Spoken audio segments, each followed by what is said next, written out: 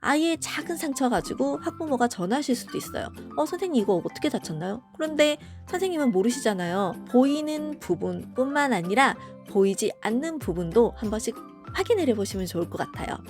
제이쌤의 영상이 도움이 되신다면 제이쌤에게 커피 한 잔 사주시면 어떨까요? 매월 4,990원으로 커피 한 잔을 사주실 수 있습니다. 선생님들의 응원으로 제이쌤은 앞으로 더욱 힘을 내겠습니다. 구독과 좋아요도 잊지 않으셨죠? 감사합니다.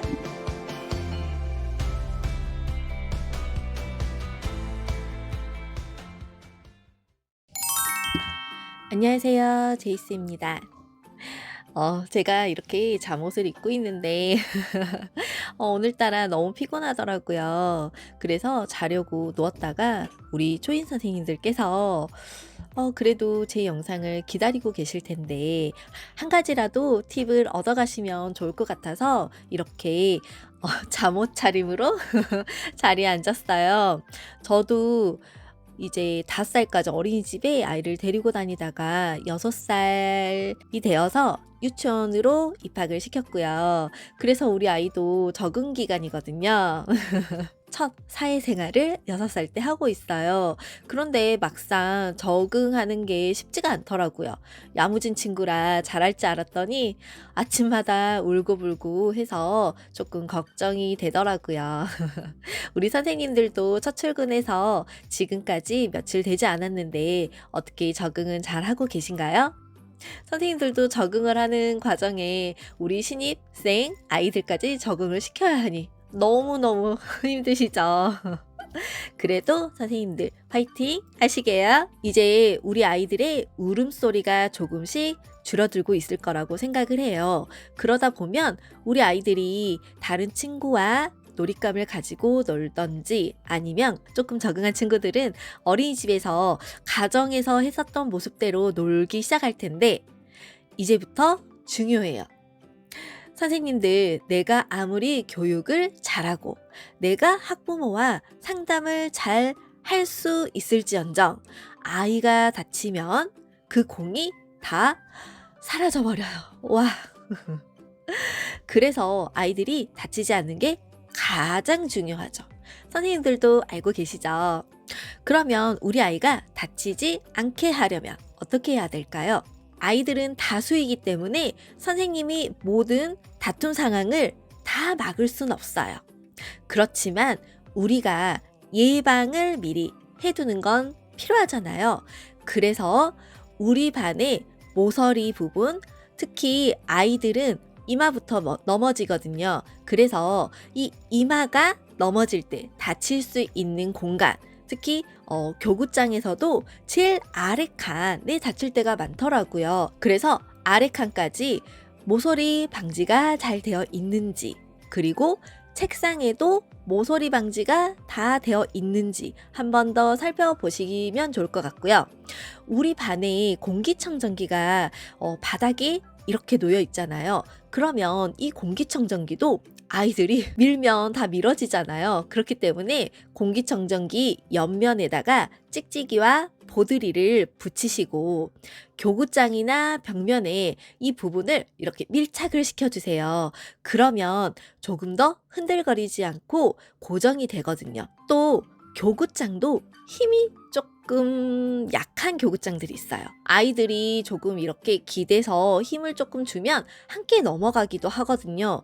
그렇게 힘이 없는 교구장은 벽으로 붙이시고 아니면 교구장과 교구장을 맞물려서 2개를 붙여 놓으시면 아마 넘어지진 않을 거예요.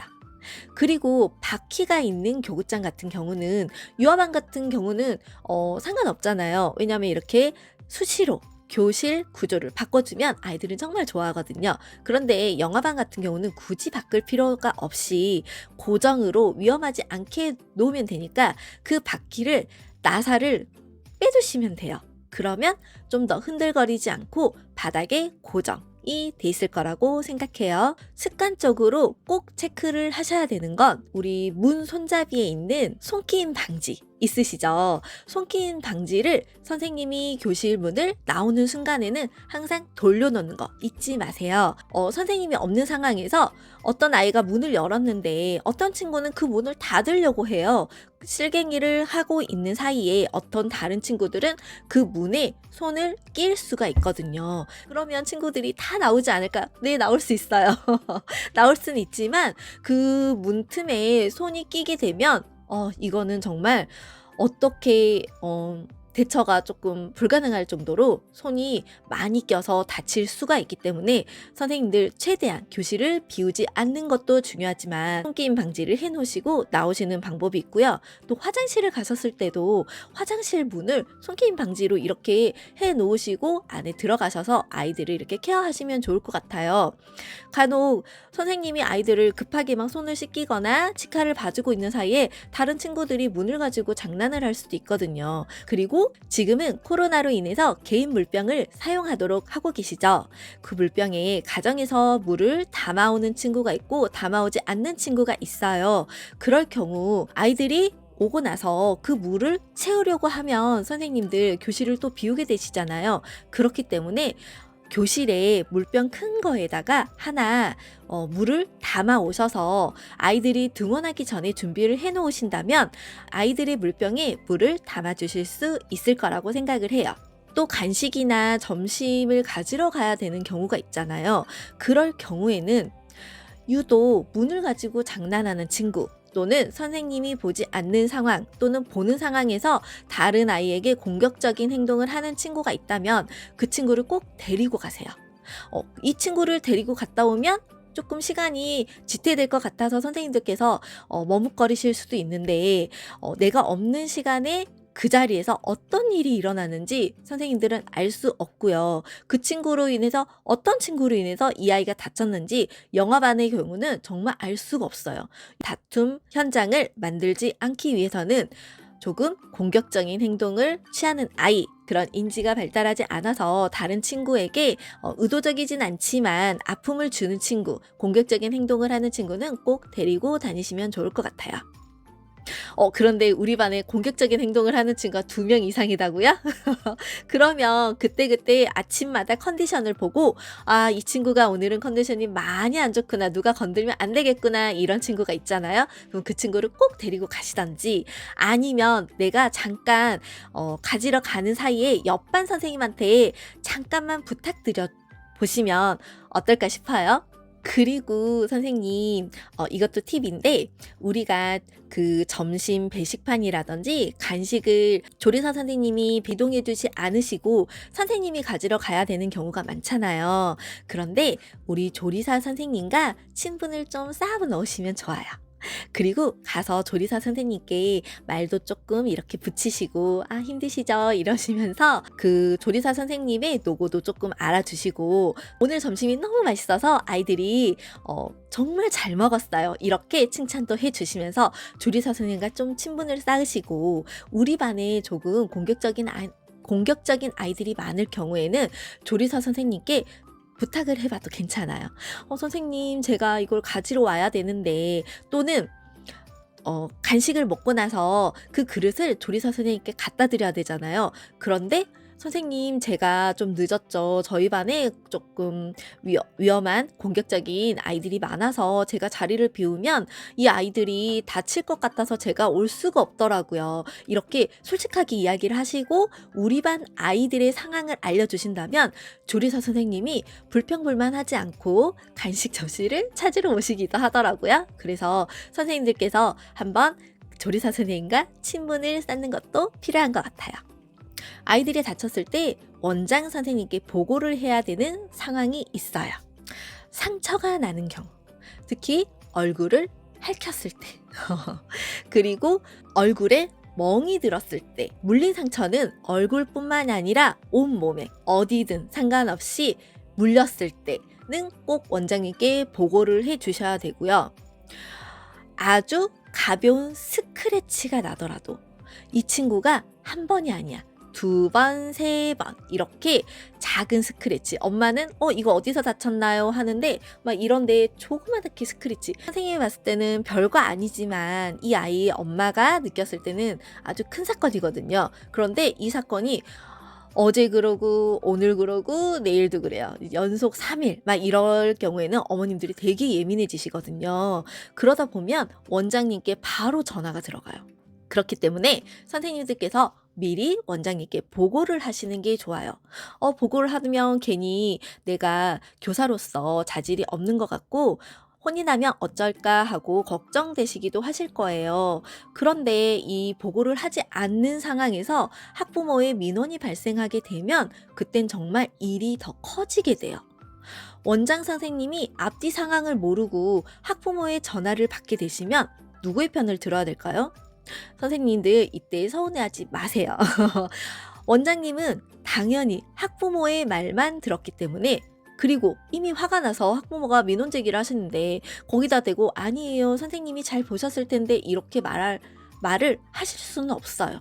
그렇기 때문에 어떠한 상황이었는지 이 친구가 얼마나 다쳤는지를 꼭 원장 선생님께 보고를 하셔야 되는데 말로만 하지 마시고 꼭 사진을 찍어서 원장 선생님께 어떤 부위고 어느 정도 다쳤고 어떠한 상황에서 다쳤는지를 꼭 이야기를 해주시면 좋을 것 같아요. 그러면 선생님들께도 도움이 돼요. 원장 선생님이 이 상황을 알고 있다면 어머니께 할 말이 생기거든요. 물론 어머니 편을 들으실 수는 있겠지만 누구 편을 나누자는 건 아니잖아요. 원장 선생님이 이 일에 대해서 적절히 대책을 세우시고 어머니의 화를 누그러뜨려야 되는 부분이기 때문에 선생님들께서 이렇게 말을 미리 해놓으시면 원장 선생님께도 도움이 되시고 원장 선생님이 조금 무마를 시켜주실 수도 있을 거예요. 물론 원장님에 따라서 다르실 수 있기 때문에 원사정에 맞춰서 해보시기 바랍니다. 그리고 학부모에 따라서 아주 작은 것도 예민하게 반응하시는 특히 어린 영유아일수록 아주 작은 상처에도 정말 예민하시고 또 아빠, 할머니, 이모, 삼촌 정말 온 가족이 한마디씩 하는 그런 그런 가정도 있어요. 그렇기 때문에 아주 작은 거에도 예민하시는 학부모님은 선생님이 집중 관리를 해주셔야 돼요. 그래서 선생님한테 엄마가 먼저 전화 오지 않도록 선생님이 먼저 전화를 해주시고 또 우리 원에서 다친 것 같지 않은데 아예 작은 상처 가지고 학부모가 전화하실 수도 있어요. 선생님 이거 어떻게 다쳤나요? 그런데 선생님은 모르시잖아요. 이게 상처가 있었나 없었나?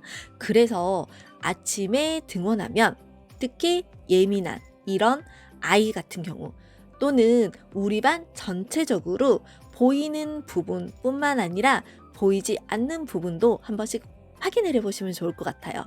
특히 우리 영아 같은 경우는 기저귀를 가시잖아요.